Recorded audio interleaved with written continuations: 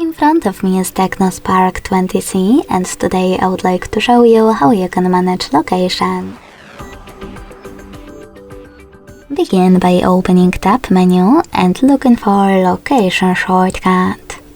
When you find it, click on it.